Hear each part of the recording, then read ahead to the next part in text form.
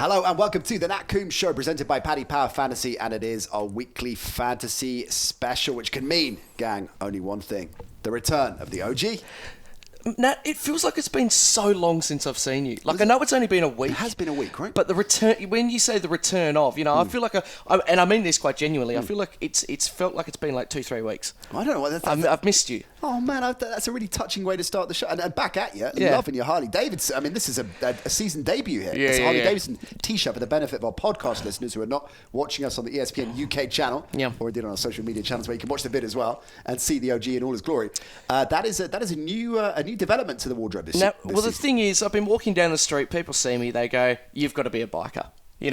They see the velour, they see the purple, and they know I'm rock and roll through and through. You are quite Sons of Anarchy. I've always felt and that. so I just thought, hey, I'm just going to have to steer into the skid on this one, get a Greek fisherman's hat and a Harley Davidson shirt, and away we go. It's a perfect combo. Except, but the one thing that I do regret very early on into the piece is that with the Greek fisherman's hat that I've got, I've decided to have my hair down rather than behind my ears. Yes. Which means then when you've got the headphones on top of the hair, I really can't hear you. So it could be, I don't know if we're what podcast we're doing right now, because I really have got no idea what I'm saying or what you're saying. You're not missing much, mate, from my side of the table, to be fair. It's great to have you with us.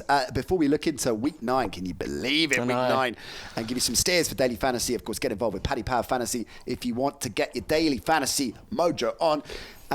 Let's look back a little bit. It's all important to reflect and look back. Massively. And I will hold my hands up and say, oh, gee, you win some, you lose some. Yeah. Well, that's the whole point of daily fantasy. It's okay to say that, isn't it? Because you can go, phew, next week I can hopefully win, and not lose some. Exactly. And at least, I guess, the yin and yang for me was, on the one hand, I told you guys last week, avoid Odell Beckham. Right. Didn't like the matchup, too expensive. Love Beckham as a player, not happening for me. And I was right on that one. Less correct on the Carolina Panthers as the defense. That's the Ooh, that hurts. You can understand the logic, and this is the maddening thing, and the great thing about daily fantasy and fantasy football. The logic was there. Yeah. Playmaking defense. Can see them bringing the points. It was a risky maneuver because I don't think anyone saw that 49ers performance quite to that degree, but it was a risky maneuver. But sometimes you've got to take that gamble. If you're going to separate yourself from the pack in tournament play, sometimes you've got to take a risk. Absolutely. I think it's what we all love about fantasy in particular, because data doesn't lie to a certain degree, and statistics don't lie. And it's one of the major things we look at when picking players. But on the other side of things, there's a gut feeling behind certain reasons and decisions. And we spoke on last week's episode that it was actually going to be a really difficult Sunday night. It was looking like, anything between whether it be your value pick or your go big, it just felt like it wasn't the right week, and I knew that it was going to be a bit of a boom or bust. So, for example, I'd say that my stack was probably the best scenario. Yeah, he did well with that. So I got Wilson and Lockett, right? Wilson and Lockett. So Wilson 2 TDs, he got 15 points, and Tyler Lockett ran for 100 yards. He got 16 points, so 32 combined. So it's certainly, when you look at them as always a stack, round up. You always got to round up. But It's an extra point. It's So that was probably my win again. I had a gut instinct on Le'Veon Bell, didn't quite work out there. But, I'm pretty happy to know that was always going to be a write-off week. It was going to be a bit of a boom or bust. So, hey, we do push on, but it's important to look back. Look back at your mistakes. We ride on. We ride on. Brum, brum. Let's start with the stack. And again, we made this point a couple of weeks back when Stafford went big, and I thought the defense, the offense of the Detroit Lions would go big, and Stafford filled his boots. I picked the wrong receiver. Yep. So remember, with the stack, we are matching quarterbacks with receivers that we think are going to go big, but it could be that you think that passing offense of the team is going to go big, and you might fancy a different receiver in that mix as well. Absolutely. So the quarterback is, I guess, the kind of surer thing out of the two. And as we're seeing in that game, Marvin Jones went big. It could be quite the opposite this week, and Golladay has a massive game. So pick your poison and take your pick on that one. Who are you going with your stack? Yeah, so this week I was tempted by a few different combinations. Again, I was actually genuinely really tempted to go for Stephon Diggs and Kirk Cousins. I thought I have already used them earlier on. And the beautiful thing about daily fantasy is, from my perspective at least, is I like to maybe occasionally back yourself and keep players you've already Play the used. hot hand, yeah. But then again, it's always about the risk. Totally change things up. So that's why I didn't go for them. So on this occasion, I have gone for Josh Allen and John Brown. Interesting. So Josh Allen 7.7. John Brown is worth 6.2. So at the moment, Allen's averaging 18.3 fantasy points per game. So that's pretty good. And on the weekend, he completed 16 of 34 passes for 169 yards and 2 touchdowns.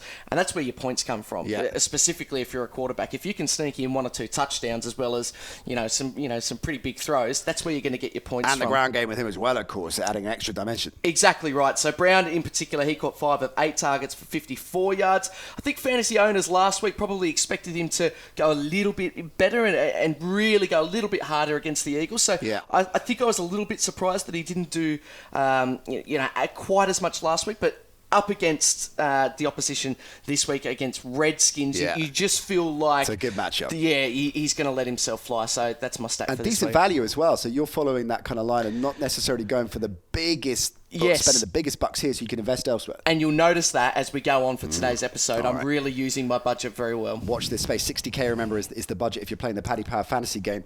I had they were definitely on my shortlist as well, actually. Not the Buffalo duo, but Cousins and Diggs. I was close to leading there. I like Rodgers and Devontae Adams as well. Adams back, but that's a high-risk strategy. He's back from 4 games. He could fill his boots and could easily see 3 touchdowns in his breadbasket. Conversely, he might even be a game-time decision. They think he's going to start, but probably steer it clear of that one. I'm going Russell Wilson and DK Metcalf. Nice. For Seattle against Tampa Bay. Wilson's 8'6", OG. Yeah. Metcalf's 6'7", so I think real value there. So again, combine him together. Let's do the maths. About 15 and change, right? For the pair of them. Wilson averaging almost 24 fantasy points a game this season. Metcalf less so, but they connected very well last week. Of course, 2 touchdowns last week, and they're up against Tampa Bay. I think this is going to be a bit of a shootout, gunslinging. I can see Tampa Bay sucker punching and putting points on the board. But they're going toe-to-toe with Seattle in Seattle, so Wilson is going to get things going as well. I think Wilson is obviously as sure thing as you can get in terms of fantasy quarterbacks this season, but I like the Metcalf matchup. But like I said earlier on, maybe it's Lockett, maybe it's one of his other receivers, depends on which way you want to look at it. So you're feeling way more confident about your quarterback decision this time around, and it's a risk. A lot of that with a stack, right? Yeah. I mean, I think even if you take Tampa Bay, let's flip this game and look at Tampa Bay. As we've seen, sometimes... Godwin is the recipient. Sometimes Evans is the recipient and a big game. And there are a lot of teams like that in the NFL where there isn't an out-and-out number 1 receiver that is filling their boots. Yeah. You have the same issue, I guess, with the Vikings and Thielen, Diggs. Diggs, in particular this season, of course, hasn't been at the level he was last year. So I think you've got to bear that in mind. And it's always a little bit of a dice roll when it comes to that. But I like the matchup. That's the key thing. I like Wilson in particular. I see a lot of points here. What about going big? Where are you going? Well, I'm going back to the Vikings. I've already gone big on him once, and I'm going to go big on him again. Dalvin Cook, he is in elite form. He's averaging 22.6 fantasy points per game, so he's pretty much a surefire. However, he is costly. He is going to set you back £9,000 this week. But it just feels like, at this stage, he's close becoming... There are a couple of other running backs in the conversation, but he is becoming the golden child of fantasy at the moment. Him and McCaffrey really are almost in a league of their own in that position particularly. And one thing we saw on the weekend in particular with Thielen being out, and it's looking like that Thielen might be out again this weekend. Right. Even if he is in, his workload will be limited with Doxson coming in as well. So the one thing that impressed me was Cook was just as dominant in receiving the ball, not just running it. So it looks like at the moment, the way that they're playing him, it's a surefire. And for 9K, I've got to go big. And remember, when we go big, we're going big on 2 reasons. We're going big because it's a gut instinct and they're going to give you big points. We're also going big because we're spending big on this one. I love the matchup as well because, again, we're talking shootouts. I think it's fair to say Minnesota, Kansas City is going to be a shootout, right? Well, I mean, it depends if Mahomes plays. I think it's almost a guaranteed shootout. If he does, that's a fair shot. Matt Moore's, we were talking about it on the Friday pod. Go and check that out with Tom Deacon in the house this week. We called Matt Moore serviceable. Sure. that was our really glamorous description for Matt Moore. Love that pick. I am going with the running back as well. I'm going with Nick Chubb, who is 900 quid cheaper than Dalvin, 8,100. So still a fair bit of cash at your 60k budget. He's averaging 18.25 fantasy points a game, averaging 105 yards per game, which is number 1 in the NFL. As this Browns side gets more and more dysfunctional. They are going to rely more and more on Nick Chubb to get them out of a jam. The penny is dropped now. Let's go with Chubb, just like they were doing last season. I don't know why they weren't doing it earlier in the season. Go with Nick Chubb. He tore up the Patriots, and no one else has done that this season. And I think he's going to do the this same season, thing ever. It feels like for a very long time. He's going to do much like you said at the top of the show. It felt like a couple of weeks. It felt like the Patriots have been good for. Well, they have been good for 17 years. Yeah. They are up against Denver, and I know this defense is playing tight, and I like this Denver defense, but I think he's going to get a lot of carries. He carried it 20 times against New England. I think there's going to be a similar situation here. It's in Denver. It's in Mile High. I think he's going to see a lot of touches, and I think he's going to clock up the points. And I think if Cleveland are going to get any scores in this game, Nick Chubb is likely to be right in the mix here. So I think you've got a reasonable banker in terms of volume of yards, and I think it's a decent bet that he's going to get at least a score. So my go big for $8,000, 8-1 to be precise, Nick Chubb. Perfect. All right. Bargain picks, opposite end of the spectrum. Where are you going there? Yeah, so value pick, anything under £6,000, we are setting that line as a pick. Not necessarily, looking at the broader scheme of things. You can have value across the across the site, but it looks as if we've decided from very early doors that 6K and under is our limit. We were last told, week. It was an order. It was an order. We were told. Yeah. I've seen some fantasy columns, and there's a value pick. Daily fantasy columns is a value pick, and it's $8,500. Yeah. How is that? How is that a value pick? Okay, exactly? sure, why not? No, it's interesting. But yes, we are sticking with £6,000 and under. And last week, as we talked about, I was really struggling, as were you, with picking a really good value because there's lots of players under that £6,000 mark, but it's actually spending that money and trying to get some points back. We're not just spending as little money for the sake of it. We actually want to get some points back. So for me, slightly easier this week. I'm going with Jaylen Samuel for £5,000. He has been fully cleared. He is fit.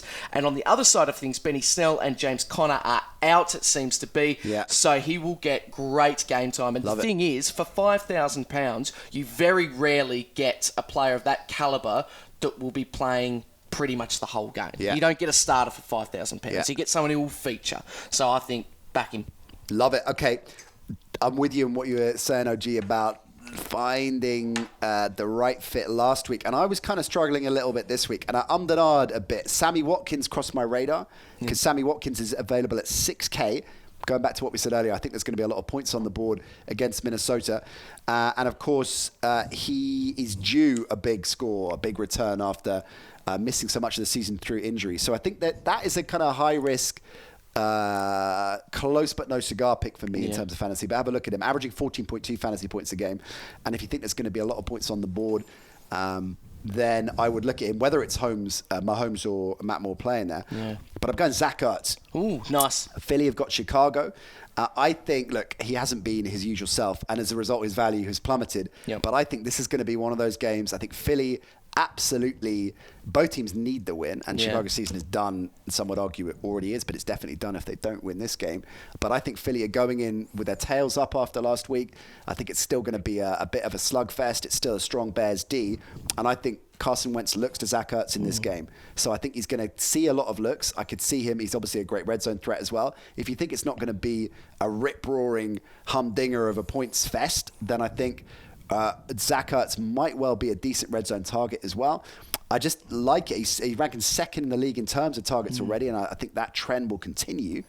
And Carson Wentz will go to him. So for 6K, I like that. 6K, you love it. You love a 6K, don't you? I don't really look below that, mate. No, There's a short list, those on 6K, whereas you deep dive. You show real value. I'm a bargain hunter. Don't what I should do is dig out that column I found, and we'll go and show the ESPN top brass and say, look, this value's 8.5K according to these guys. Yeah. Give us a bit of a break. Exactly. What about avoid? Yeah, so I think going into this week, I actually had the same trouble as I did with the value, but this week I've got it with the avoid. I was really struggling on who to avoid because there's so many reasons to avoid a player. One, it goes down to gut instinct.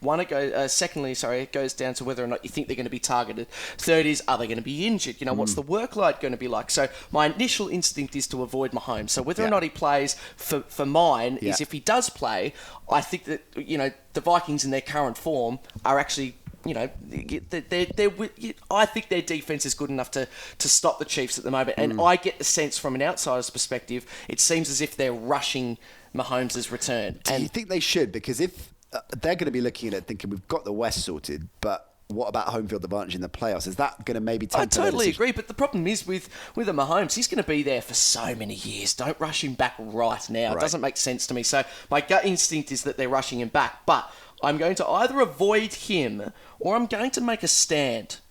I'm going to make a stand because I think that this is ridiculous. I'm going to avoid McCaffrey.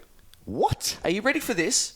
He is rated 9.7 thousand pounds this week, and in this when we're talking about the context of daily fantasy, say I've gone for going big Dalvin Cook at 9,000, so he's 700 pounds cheaper than McCaffrey. Right. They both average that. Dalvin Cook averages 22, McCaffrey 24, so you're roughly going to get possibly the same amount of points.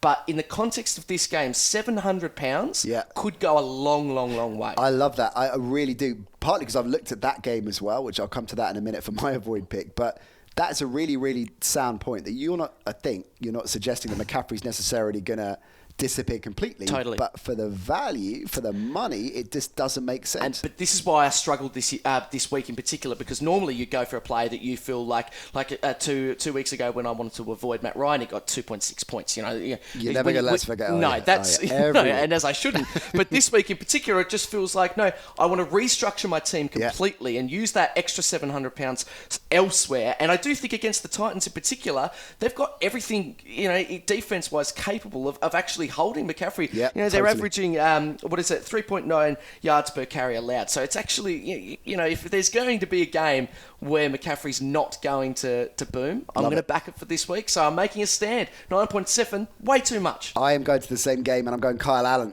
for my avoid as well. And I wasn't cribbing, gang, by the way. I wasn't kind of leaning over and reading Ollie's notes and changing my answer. No, it was like that scene Absolutely in Mr. Bean in the exam where he goes, Look, I think you can look at this as an overreaction because of what happened against the 49ers. It's a little bit of that. I think that's going to knock your confidence. It's a little bit, and he threw 3 picks against the 49ers last week. It's a little bit that Kyle Allen is a good backup quarterback that has done well coming in, but with most backup quarterbacks, what we tend to see happen is after 5, 6, 7 games, they revert to type a little bit.